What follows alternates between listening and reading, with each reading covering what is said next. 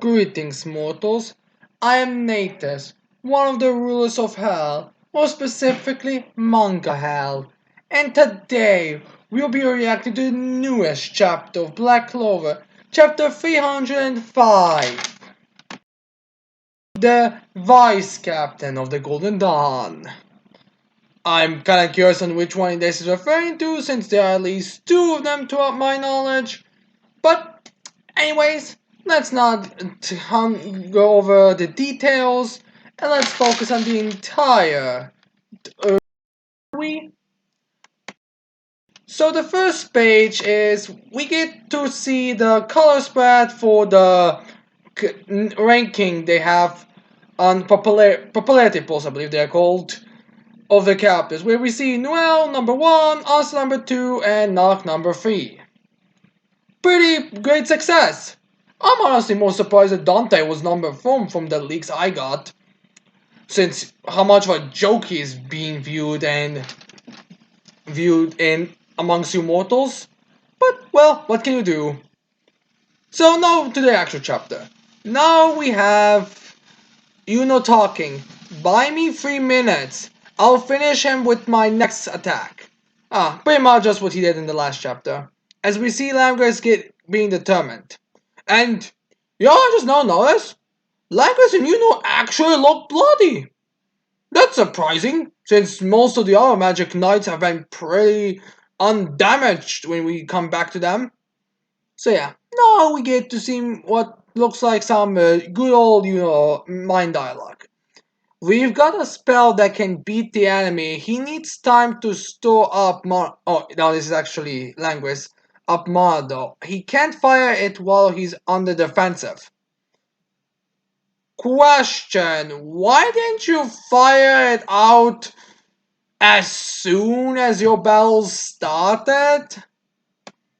I mean, look, I don't wanna complicate this, but why didn't you, like, instead of this whole the whole, like, the spell you're currently in, why don't you go into the one that you're gonna use against Xenon? I mean, would that be better or at least easier? If you can finish him off like he is right now, why not do it before? I guess you have to finish him off some way, so I guess that's the only way you can do it.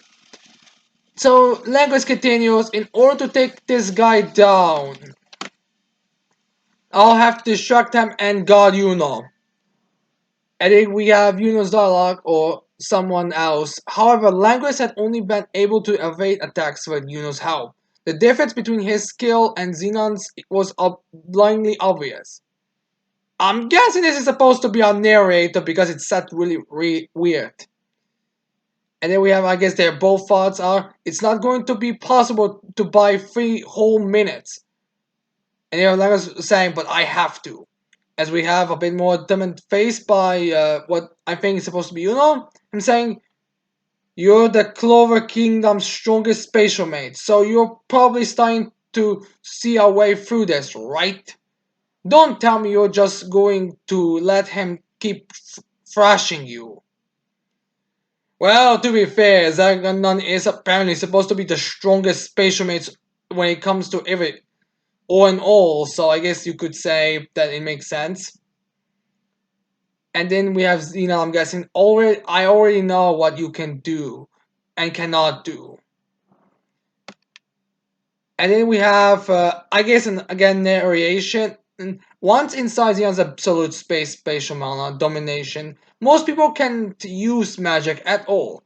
The only ones who are capable of that are, and now we get a bit of an explanation to specifics about who can move in that, those who have an equivalent amount of mana, so yes, those who are equal, which is not very much. Those who are beloved by mana, like I guess that's also explanation. Although I feel like beloved by mana and that amount of mana could be considered more or less the same, and manage to free themselves and spatial mages who've mastered mana zone. Oh, I mean, I guess people are a bit surprised that Langris mastered Malazone, but I honestly feel like we should have expected it. Like, Languis is very easily the second strongest vice captain. Well, if we don't include Yuno in. In fact, with pre-time skip, he was the strongest vice captain. In fact, he was even on the levels of captain, so I'm not really surprised that Languis mastered Monozone. Although I do find it a bit weird how like the perfect counter on Monozone and Spacer Mages. Which again now makes you wonder why he didn't use that from the very get-go. I mean, just saying, he was a low percentage. He didn't take you seriously. Monozone there, go into that form immediately and you finish him off. Just saying. And then we have a bit of a like what I'm guessing is supposed to be Xenon's shock face, as those weird kind of bone tentacles. I'm not sure what they're called. Sentence you set at Langres and they get destroyed immediately. And then we have, I guess, Xenon be like, oh, it may be small, but he's created his own territory within my absolute space. I guess it's not very much absolute if he was able to create a small opening. And then we have Yuno be like, I knew you could do it. Nicely done. And then we have Language Spot, yeesh, you're one serious irritating junior member. Even though I believe Language was thrown out of the Golden Dawn and Yuno is currently the vice captain, but whatever. And then we have some Language dialogue while we see the pictures of Yuno. Ever since he joined the brigade, he's been insolent and presumptuous, but he had the skill to back it up. Looking back, I may have hated him because we were so similar. So I guess he's pointing out the kind of similarities. Which, in a way, they are kind of similar. Like, Yuno is still a bit nicer, but you can see that there's a bit of similarity between two. And then we have language continuing. I just never felt as if I'll lose. I thought there was no way somebody like you could surpass me. Dude, he's a fully Clover Grimoire, has a wind spirit, and is loved by Mana. Literally nothing about you said that he would not be able to surpass you. Or the very least, not hint at him surpassing you. And then we get Xenon destroying the ground, and he sends a bunch of them frantically at the Langres. And you know something hilarious that it's in this panel reveals? And that is the fact that even that Xenon is actively attacking Langres in his bubble.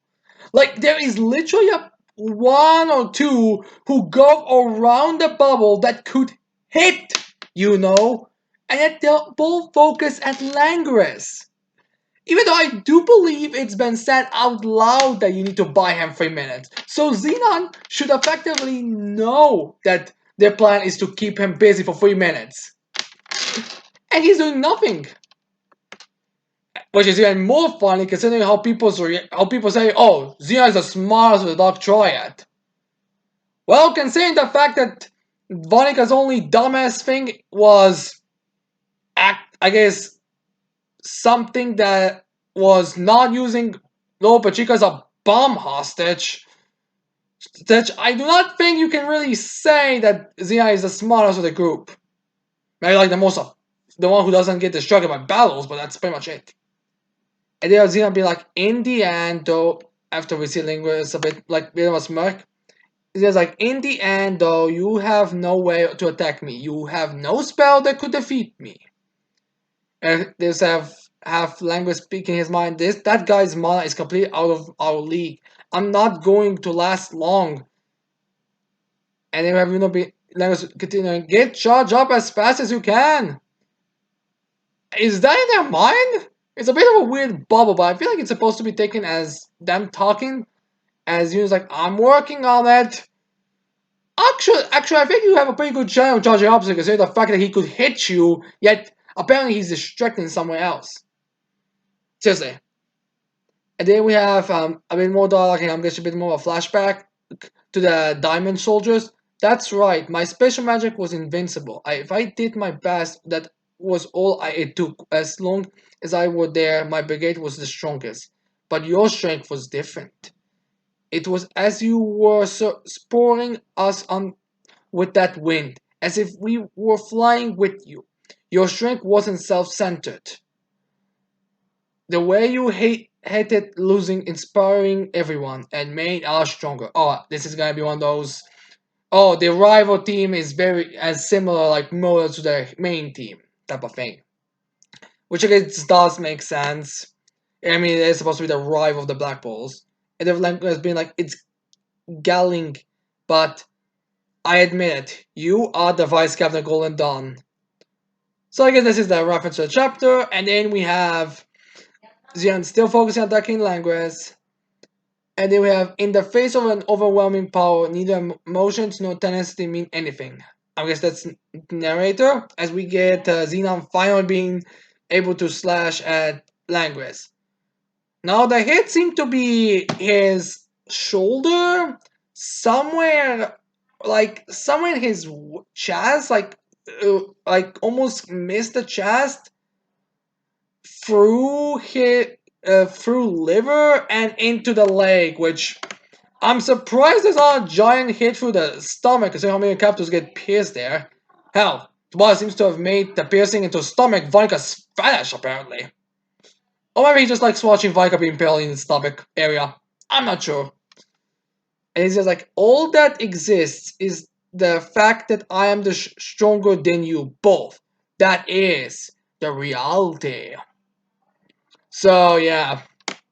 As then we see language kind of being, and then we have language charging in and be like, maybe so, but I can't just say, oh, is that right, and back down. So I guess he's pointing out the obvious, dude. You're literally threatening to destroy the world.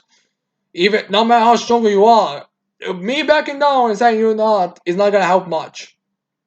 And then we have Xenon continuing to stab through him. It seems to be a couple of different areas as well as continuing. And then we have Xion's looking at him as language like, we belong to the ultimate brigade, the Golden Dawn, which has now became a joke.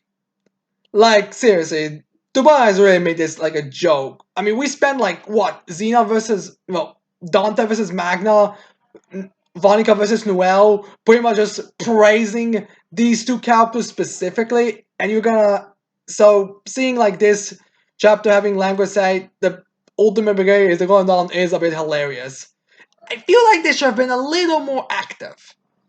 Although considering the fact that the actual first team was sent, did have technically two Golden Dawn members with only one Black Bull member, granted Alistair was late and the rest came up. But anyways, it is a bit hilarious. And they have Uniback, I knew it. Wind Spirit Creation Magic. You hate losing more than anything, too. Spirit of Eros. And then we see with a bow look that's looking directly at Xenon as we see Xenon having this kind of like a shocked expression. Like Xenon's not a very emotional type of guy, so his expression is basically like that's basically what Xenon's expressions are. And it does seem to be a bit of a smile, but it's kind of difficult to tell. So yeah, it's the end of the chapter.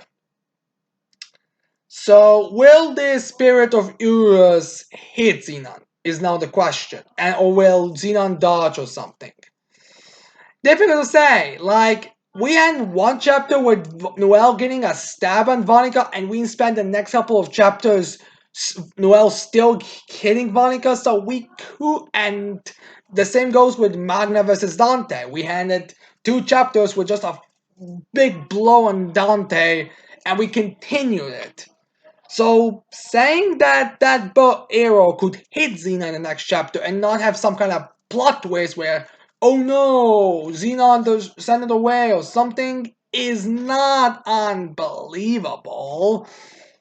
And I could see it being a bit speed up. Like, let's be real here. The only reason why people say that it's not gonna happen or Xenon will not do this is because, well, he's the Dark Triad member who is like acts like the most popular characters in most shonen manga, and the fact that he captured two of the captains. That's literally the only reasons why. It's pretty superficial in all honesty. So yeah. that's pretty much it for the chapter. Like the chapter, it wasn't as horrible as the last chapter, but this chapter had like a lot of flaws and a lot of. All right, so they were able to do this from the start, yet they didn't. I mean, it's one of those. Why didn't you do it from the start again?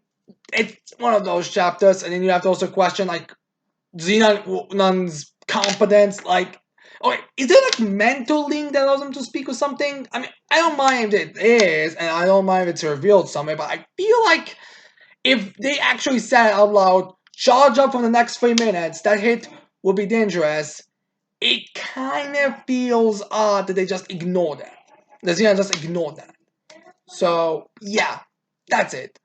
So anyway, these are my thoughts on the chapter. Tell me in the thoughts below. What did you think of the chapter? Did you like it? Did you hate it? Just leave your opinion. And with that said, leave a like, subscribe to the channel for more videos in the future. And with that said, I cannot wait to see all of you mortals next time. Goodbye.